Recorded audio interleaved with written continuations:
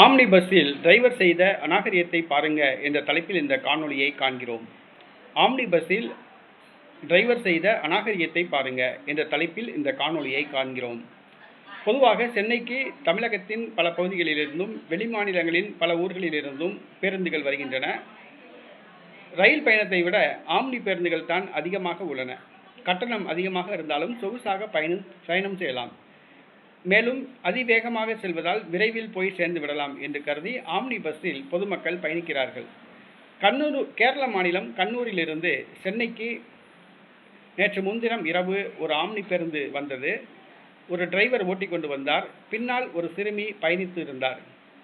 அந்த சிறுமி படுத்து இருந்த பொழுது அந்த வண்டியை ஓட்டி கொண்டிருந்த ஆம்னி பஸ்ஸை ஓட்டி கொண்டிருந்த டிரைவர் தன்னுடைய செல்போனால் அந்த சிறுமியை ஆபாசமாக புகைப்படம் எடுத்துள்ளார். இதை அந்த சிறுமியின் பெற்றோர்கள் பார்த்துள்ளனர்.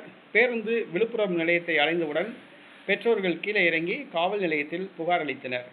சிறுமியை ஆபாசமாக புகைப்படம் எடுத்த அந்த ஆம்னி பஸ் ஓட்டுநர் போக்சோ சட்டத்தின் கீழ் கைது செய்யப்பட்டுள்ளார்.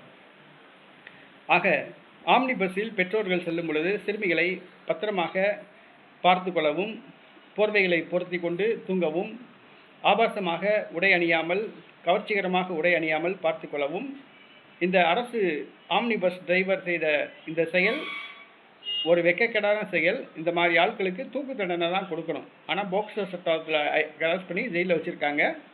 ஆகையால் ஆம்னி பஸ்ஸில் பொதுமக்கள், பெண்கள் செல்லும் பொழுது, குழந்தைகளை அழைத்து செல்லும் பொழுது கவனமாக செல்லவும்.